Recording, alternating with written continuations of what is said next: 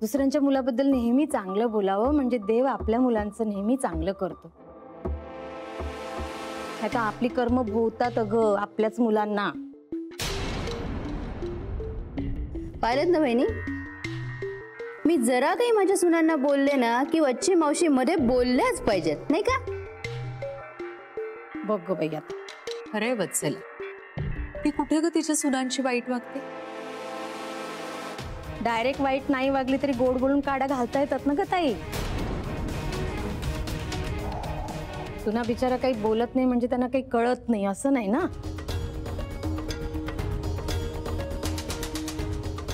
वच्ची मावशी काय वाईट वागले मी स्वानंदीशी? विचारा बरं तिला. स्वानंदी काय ग? बघा काही बोलते का ती? म्हणजे पटलंय तिला. बोलत नाही म्हणजे तुझं म्हणणं तिला पटलं नाही असंही होऊ शकतं ना ग. वच्ची मावशी सुतावरनं स्वर्ग गाठता का लगेच तुम्ही? सुतावरून कसा स्वर्ग गाठता येईल? स्वर्ग गाठायचा तर आधी मेलं पाहिजे, नाहीतर औषध तरी घेतलं पाहिजे.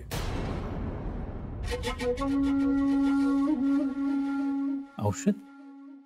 बाबा औषध कुठे आलं मध्येच? नाही ते झोपेत चालायचं ना रे, त्यासाठी औषध दिलं होतं डॉक्टरांनी. त्या गोळ्या बहुतेक न जेवायच्या आधीच घेतलेल्या दिसतायत आज. हो बाई,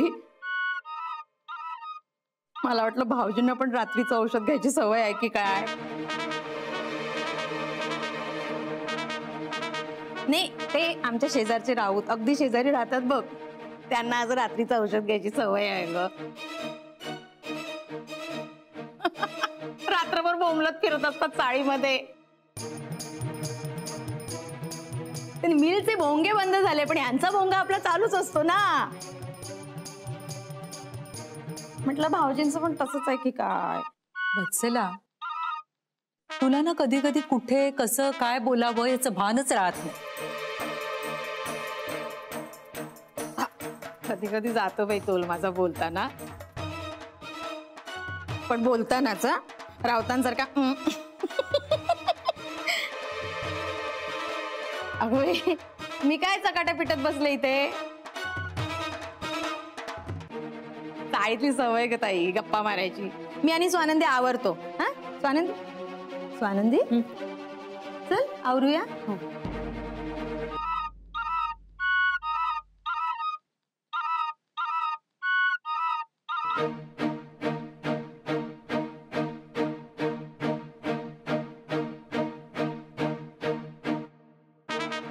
देशपांड्यांच्या घरात काहीतरी गडबड झालेली दिसते.